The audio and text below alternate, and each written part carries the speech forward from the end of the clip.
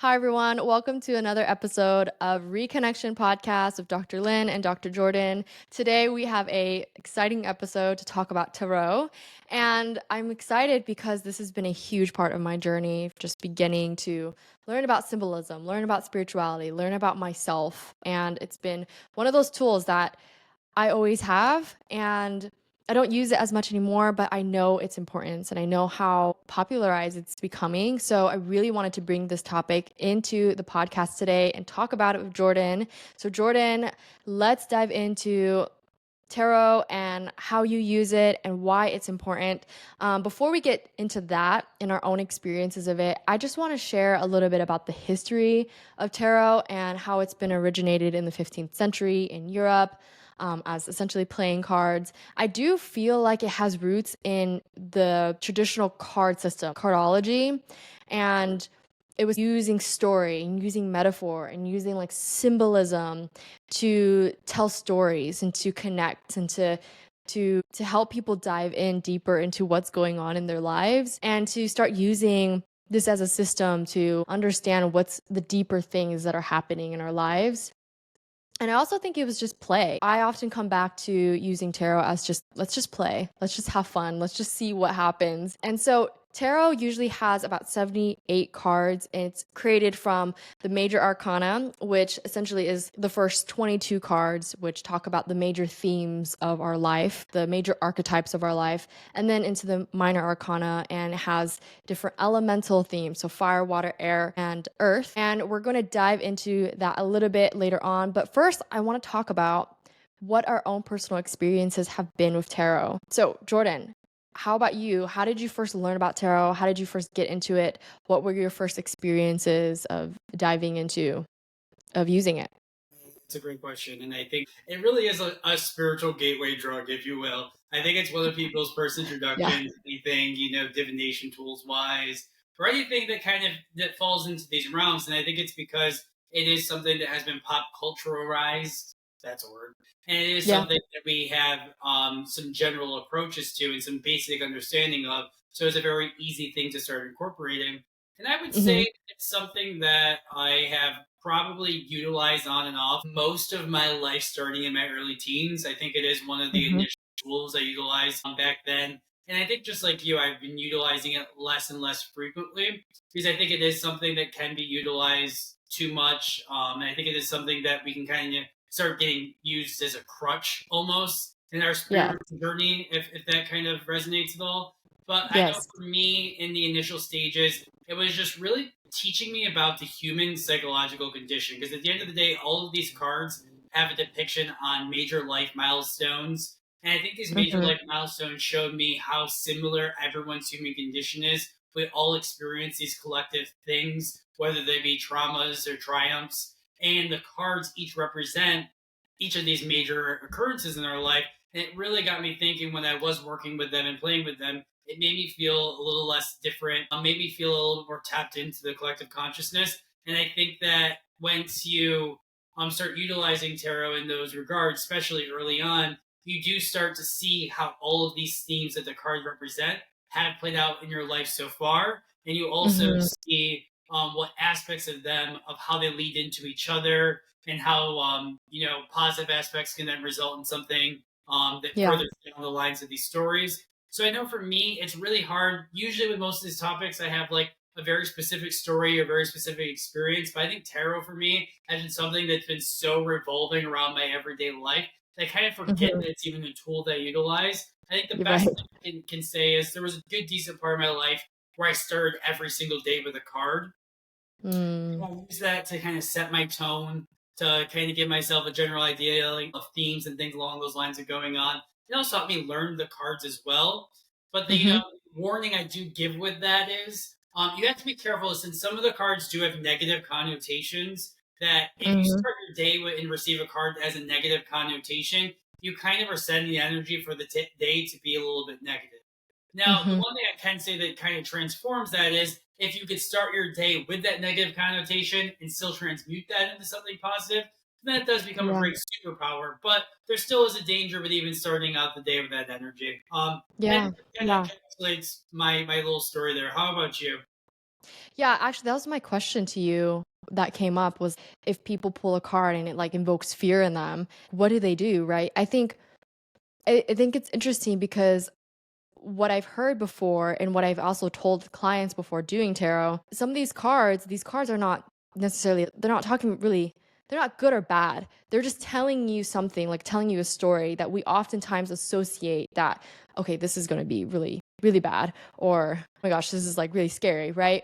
Something that I like to do is I take that and I have a process of transforming it. I have a process of transmuting it. It's my own reflection process that I take to the journal and I write about it, or I really dive into myself through my meditation practice, or I go walking, or I move it through my body, this emotion, because I really find that everything is a mirror. You're talking about how these cards are essentially talking about the human condition. They're talking about psychology. They're talking about all the different archetypes, the major life themes that we go through.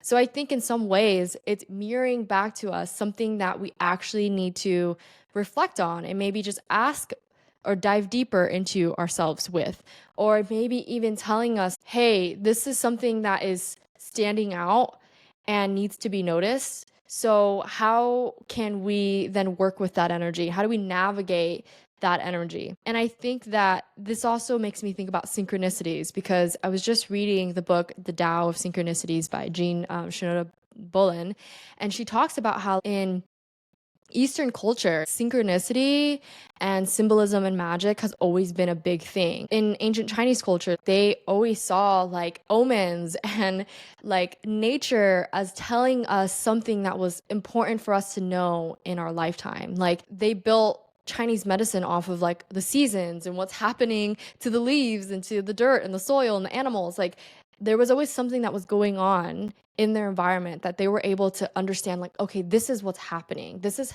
how we can then respond to that energy and reflect on it or change or shift our actions to then make the best situation out of maybe possibly a negative situation. You know what I mean? I think many ways our Western point of view is we kind of take things and we exaggerate it and we're like, oh my gosh, this thing is gonna blow up and go crazy. We get stuck The in that like drama, the drama. yeah, like yes, cycle the down spiral, but I think what we can do is we can take a step back from any of these spiritual tools. If we tend to receive some negative feedback or criticism or connotation to anything we receive, as we take a step back and we really okay, we bring it through our own filter of our own, of our own reflection process, and we transmute that by saying, is this actually a line for me? Does this actually make sense for me? Like, does this resonate with my heart? Does it resonate with my intuition? And then also at the same time, we can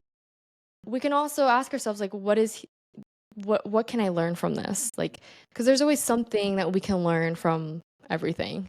So, I think for me that's been a huge part of my process with tarot was early on I used to go to this metaphysical shop, of course, and I was just like intrigued by it. Like I was so curious. Like I really truly was following my curiosity, and I was never really into like I guess metaphysical, spiritual things before when I was younger. Even though I did grow up Buddhist, I did go to the temple, like I prayed with my mom and, donated and, was always so fascinated by the monks and all of that. I didn't really start getting into like spirituality and metaphysical things until much, much later in my life, like in my 20s. And then I went to this metaphysical shop and I got oracle card reading, and she used these chakra cards, and ever since then I like was so mesmerized. But there's something so much greater than us. There's energy, there's these words that I was learning while I was with the reader that was like opening my mind to what was possible in our life. And ever since then, I bought cards and I attended one of like her chakra classes and started just learning more about energetics and how these energetics played out in our lives and how they played out in the cards. And then that kind of just again, it was a spiritual gateway drug. I got into tarot, then I got into astrology, and then it all started opening up for me. But really, tarot ended up being kind of a game and just like playful curiosity. And then it became this tool for guidance for me. I would use it to sit down and journal. I would pull cards and then kind of reflect on it and then journal about it. Or I would, start my day with like pulling some cards and seeing what was in store for me that day, or kind of what themes were going to come up in the day. And so I use it as a tool for that, to just tune into my own inner wisdom and to also navigate my own life and some challenges and like relationships and career and all of that stuff. And so I used it always as this mirror in some ways too. I think it was one of the first tools that opened me up totally into the world of energy and spirituality. And I definitely see it becoming more popular in modern culture today. I think people are more open to talking about spirituality and also talking about astrology and also talking about tarot. And most oftentimes, like you go to, well, if you're in California, you go to like hang out with your friends and people will bring a tarot card or a tarot deck and people will play, it's like one of those things that I think that is becoming just more mainstream and just becoming more inclusive in people's daily lives and self-care.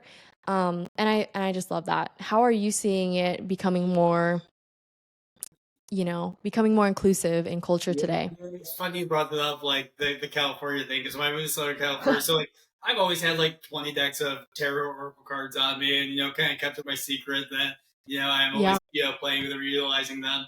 And when I went to San Diego for school, it was just so funny. Sometimes when I would go out to lunch or go to like someone's house to hang out, or like go in, even to clinics, sometimes people just pull out their cards, and I'm like, oh my god, you have cards too? I got cards as well, and it's like yes, like a normal environment. And that's one thing about Southern California. There were so many things that were normalized that were part of my normal routine. That is totally. something that I do kind of miss, because there is such a more open paradigm there.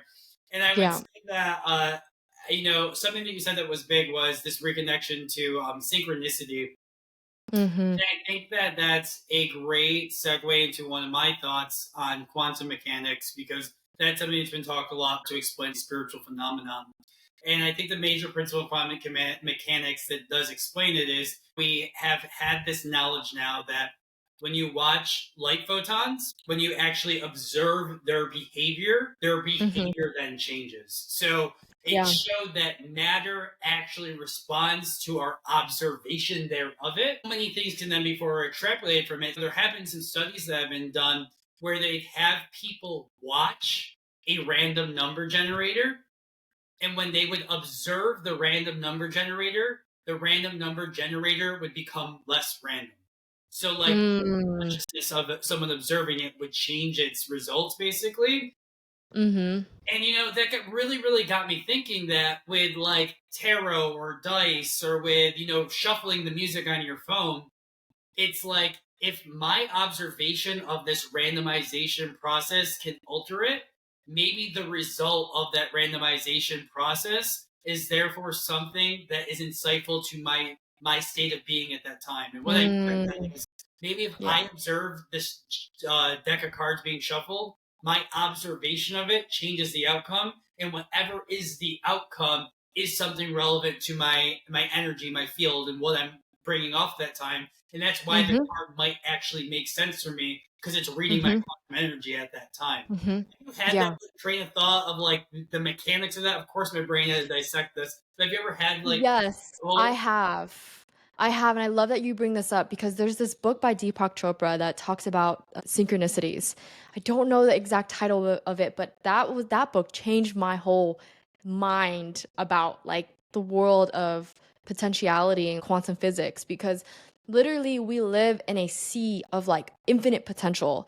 And so when we're pulling cards, when we're pulling tarot and we're getting, let's just say, the star, or we get the hermit, right?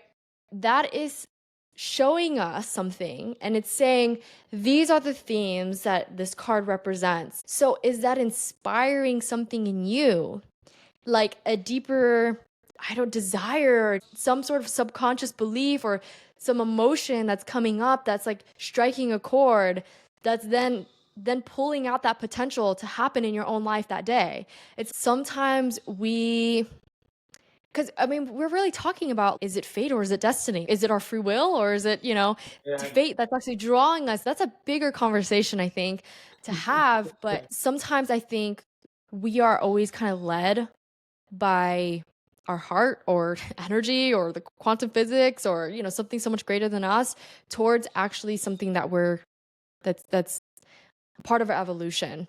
Yeah. And we can call that chi, we can call that life force, we can call that prana, that's always animating us, that's always kind of orchestrating us on our journey. Whatever that is, and whatever that looks like for you, I think everything kind of happens for a reason. So whatever cards you pull, it's showing itself for a reason. Like I've had multiple experiences. I don't know, probably for you, Jordan, maybe you've had it for as well, where you're like shuffling a tarot deck and you get the same exact card. One card falls out and you're like, you look at it and you're like, okay. And then you like put it back in the deck, shuffle it again, you get the same exact card. Or How that does that happen? I'll sometimes pull a card that I'm like, no, I don't want that one, and then I'll pull another Yeah. card. And it means the same thing. I'm like, no, I still don't want the same. I'll pull another one. It means the same thing, and Yeah. that's definitely happened many, many times. Yes.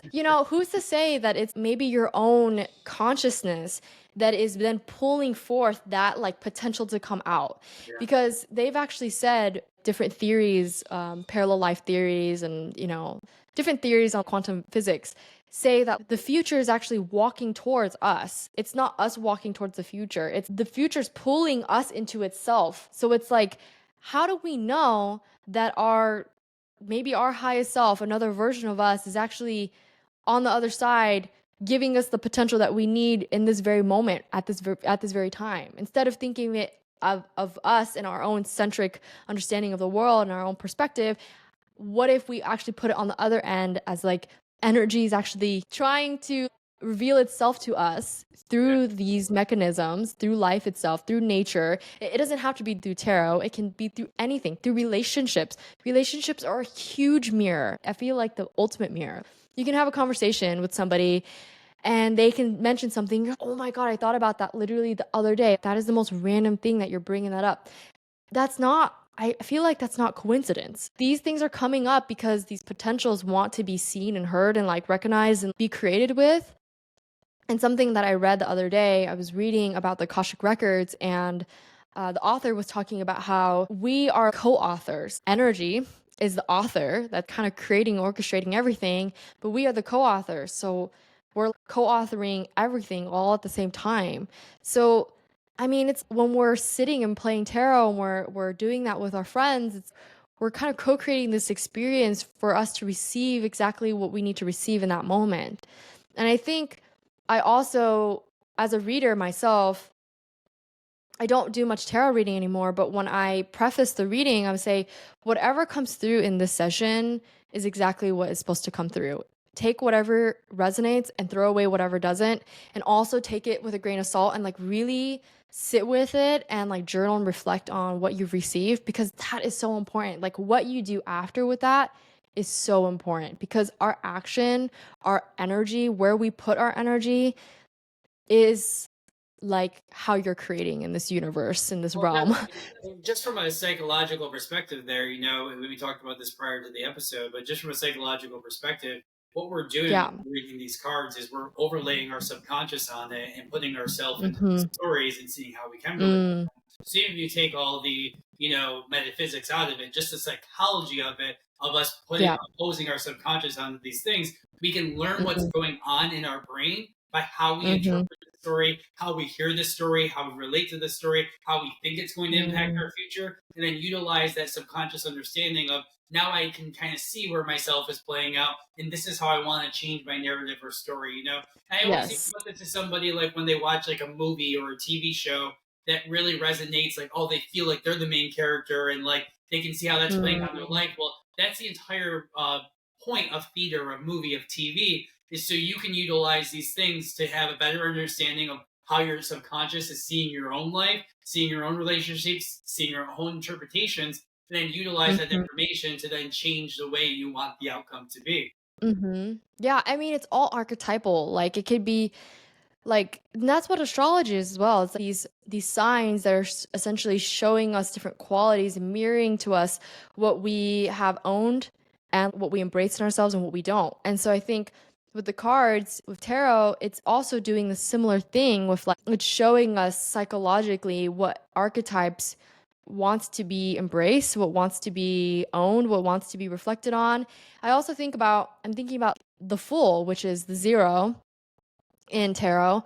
And the Fool oftentimes means like new beginnings, a new journey, rebirth in some ways. And so all of us, I think, on some level, can resonate with the energy of a new beginning, with a new door opening. And I think that's where these tools can really give so much value and inspire us and empower us. Because if we see, oh, I just got the full, this is a potent time for me to be able to like harness this new beginning and really like think more consciously about how I want to actually build out this new beginning. How do I want to cultivate this energy? How do I want to embrace and empower myself during this time where I am starting anew or starting a new job or going into a different new relationship? I think it's all tools of empowerment. And if we can reframe it in that way, instead of saying, oh, this is a tool that takes away my power and like takes away my authority and ability to decide what's going to happen in my day. No, actually, it is a tool for you to reclaim your power, reclaim your authority and your agency and your aligned choices. It's just asking you to take a moment to become more conscious and become more aware and like bring more attention to these things so that way you can navigate life's challenges and like the new beginnings, right? And I want to like talk about, I think this is a good segue to talk about like the elemental symbolism because we have the different suits. So it's similar also to like traditional cards, a traditional deck, but tarot has the different suits. So we have cups, which relates to water, and then we have pentacles, which relates to earth. We have wands, which relates to fire, and then we have swords, which relates to air or our intellect.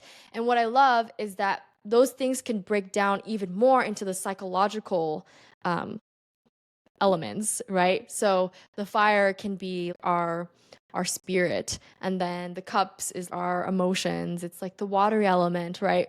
And then of course air is our intellect, and I'm missing one, but Earth. you know what I mean? It's like, yes. And so we can sort of like take it and ground it even more into nature-based symbolism, earth-based spirituality, and start to say, okay, I'm learning more about, I just pulled the Four of Cups, and what is there to learn about my own emotional world? What needs more balance? What needs more stability? Like, where am I needing to set more boundaries or do more self-care? Like it's all like different levels of understanding ourselves and like a self-growth tool. And I think it can relate a lot to Chinese medicine as well because we also use five elements to treat and to understand the body in Chinese medicine. It's another system to understand what's going on in the mind, body, spirit. Do you like to use the elemental symbolism in tarot? Because I know you're an elemental Yeah. nerd as well. No, very much so. And it would do us pause to, at least briefly go through all of them. And Yeah.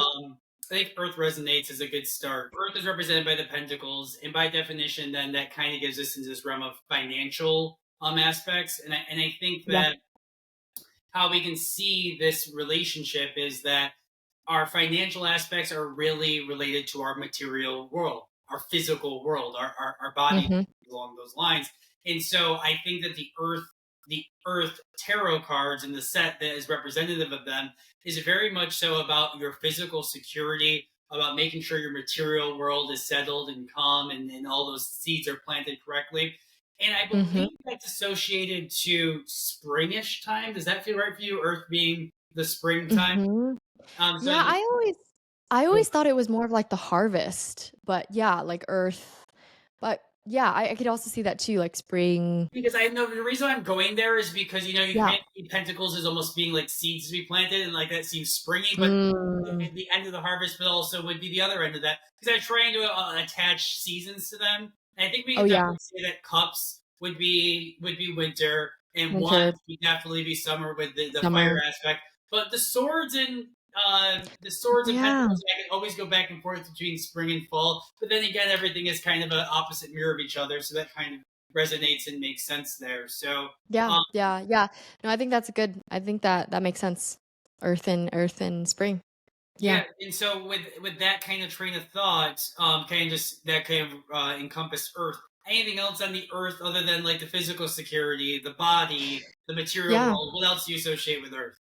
As you're talking about earth, I mean, I think of very earthy things like food and nourishment. And I also think of legacy. I think of roots and like our own earthy lineage and generational wisdom that gets passed on, I think of building structures and forms, and it's literally the physicality of life. And so I think of that. And also at the same time, I think of sort of the Capricornian energy of building something, continuing the slow process of building and accumulating and taking care of our own physical bodies as well. I think you're pretty spot on with the earth. So the fiery element, the wands. I see Mhm. wands just because I'm a fiery person is my favorite forms of cards. And I feel they are very, very just like action based, Mm. contemplation and then doing, and the doing behind them is the fire itself. So I see most of the Mhm. fire cards representing ideas of passions, of things that you execute Mhm. and things that you pursue. And there's a little Yeah. bit like sexual energy associated with that too. Sometimes with this fire being very, very passionate. Mhm. That's I think the deepest I've thought about wands. How else would you Yeah, interpret I also think about wands as like purification, a cleansing, a clearing out. Like I also means creative energy as well, like taking action, like activating your fire, igniting your inner spark. I think of that. But I also, to me, it also has this quality of breaking down and turning things into ash and the tower to me, but in a different way. I think we can build a relationship with fire in that it's a tool for us to connect with spirit, to send to clear out something, throwing something in the fire, offering something to the fire, and it's sending that energy out to spirit or sending it outwards into energy, right? And so I also think of fire in that way too, and also the things that you had mentioned: creative energy, inspiration, igniting the spark, going after the things that you want. It's that spark that's in all of us, and also relates to the heart. So it's all the matters of the heart. It's like, how can we follow our heart desires? How can we follow our passions? How can we ignite our own sexual energy? So, yeah.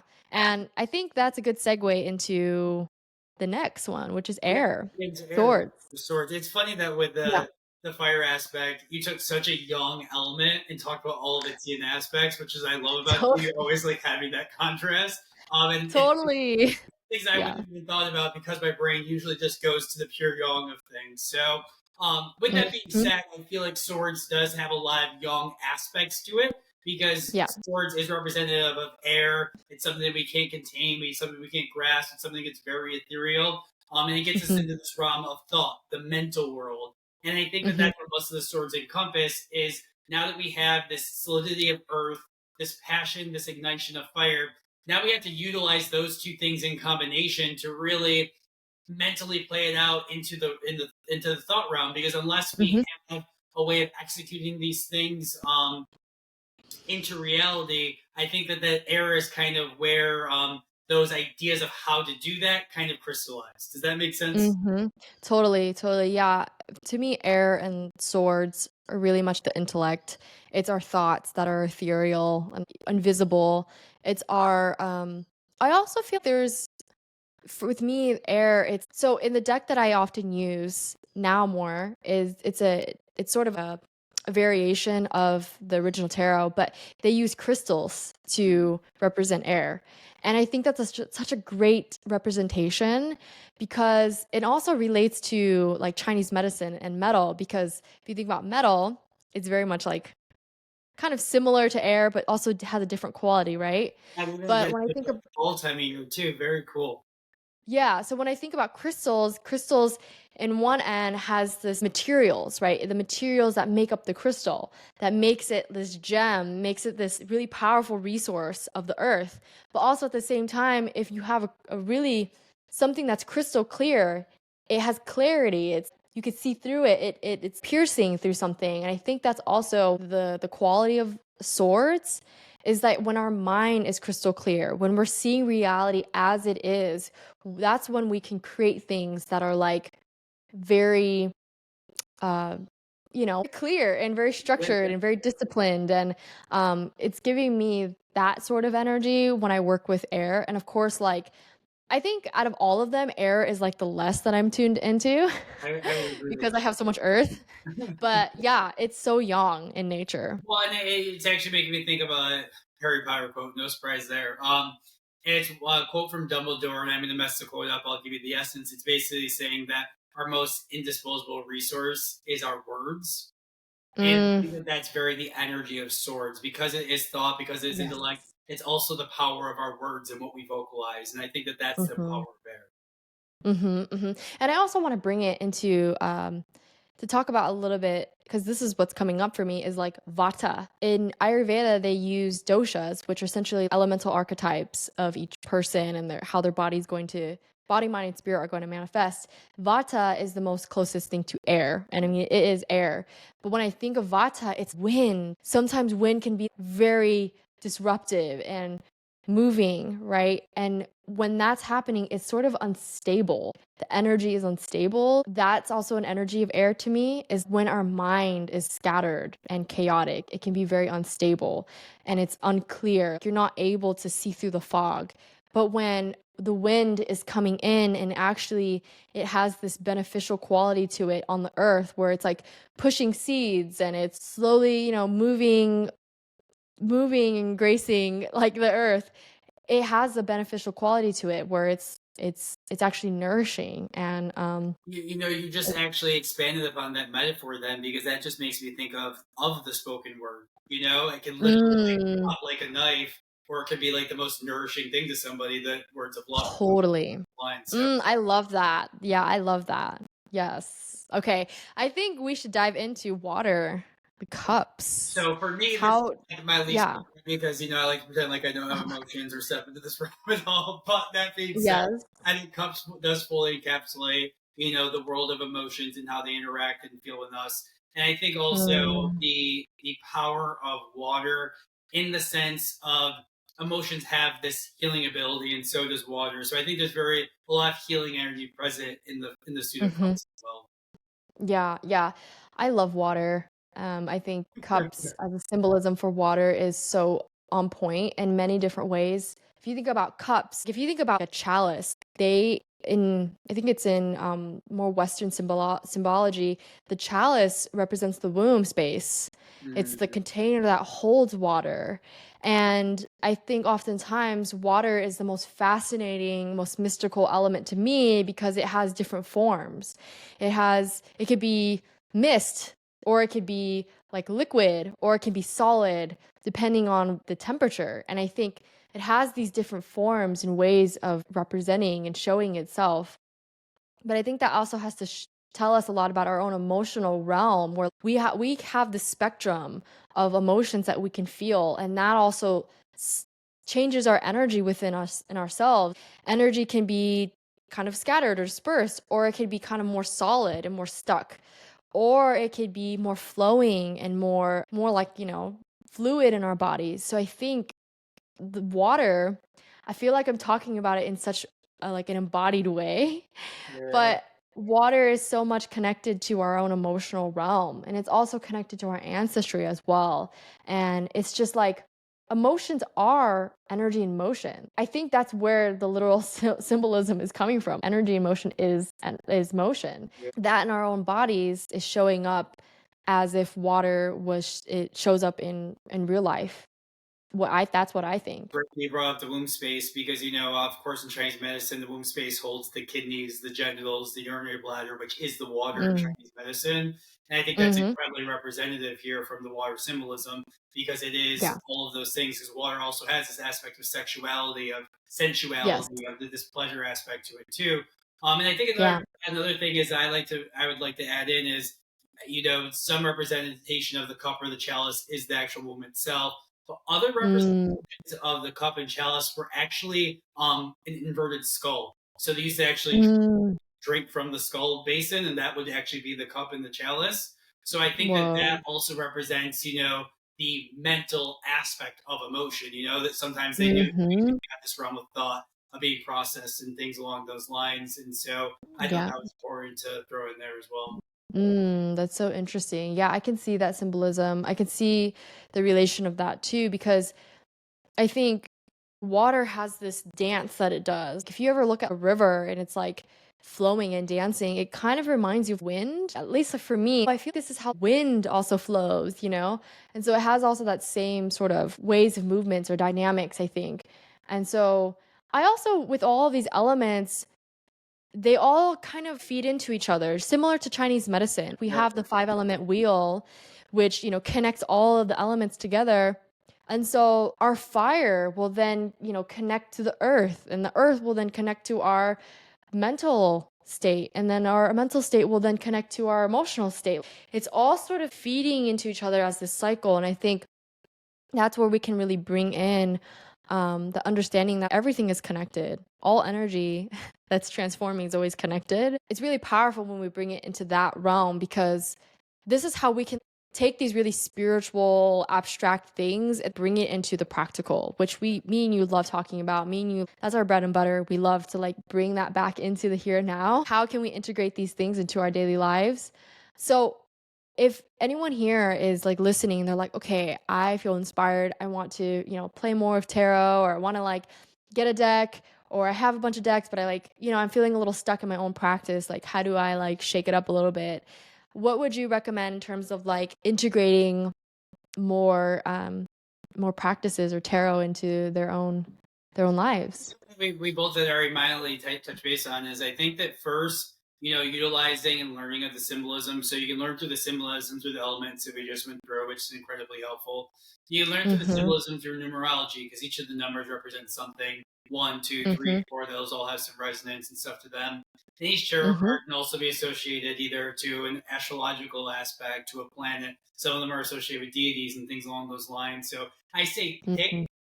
whatever metaphorical alignment works best for you, and start Mhm. learning that aspect of the cards. Even just color, Yeah. because each of the cards are different colors. So if you love color therapy, start looking at the card and see what colors resonates for you and what those colors means. So I think Mhm. picking one aspect of the cards themselves, and then taking that daily card and utilizing that daily card to then dissect that card and see what of those things you can pull out of it, incorporate into your life, see which of those things you need to work on or you've already worked on. And I think a daily reading with just a single card, so you don't get overwhelmed with the knowledge, I think is the best way to start doing so. I love that. Yeah.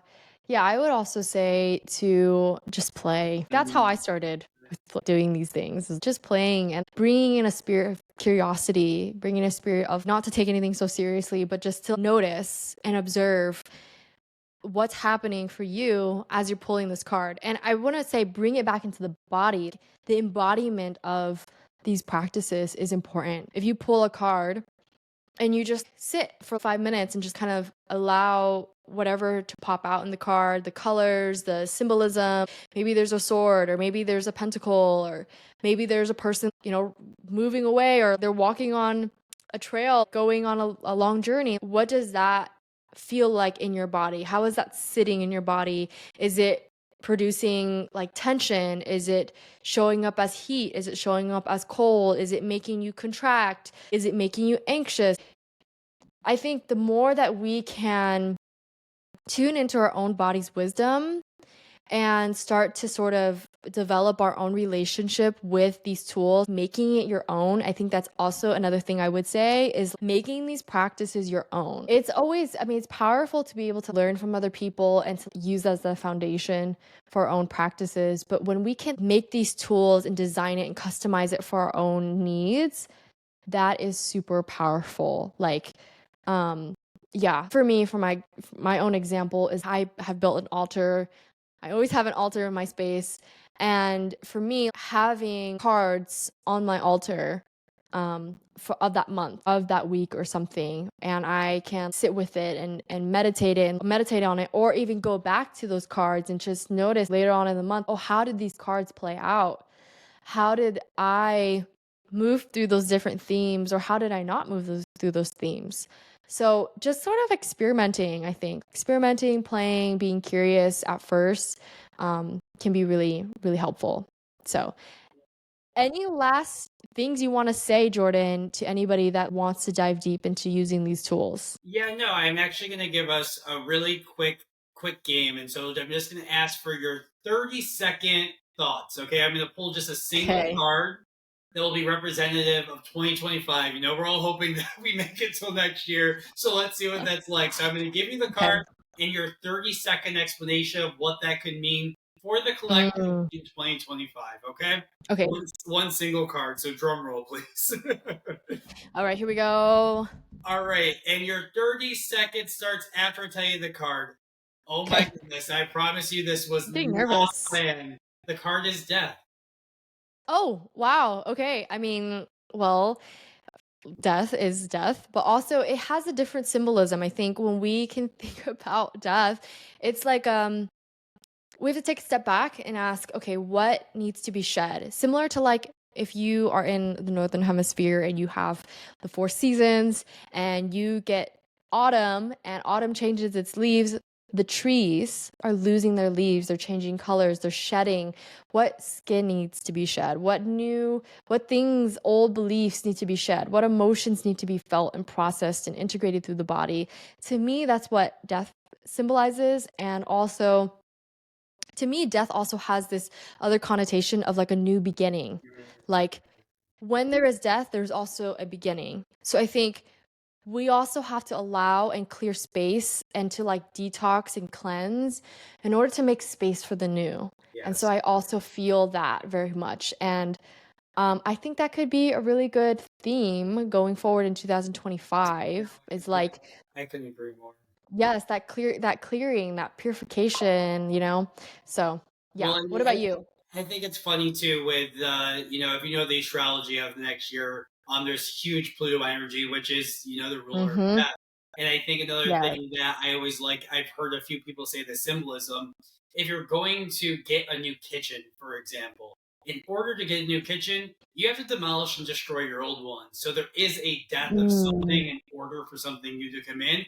And when you're in the depth Mhm. of that destroying of the kitchen, you're seeing everything being pulled out, you're seeing all the dust and debris, it gets really scary and really unnerving and like, oh my god, there's chaos and Right. everything along those lines. And it reminds me a lot of Shiva being both the destroyer and the creator. And I think that those Mm. sides of him was really representative of, in order for something new to come in, you have to get rid of the old.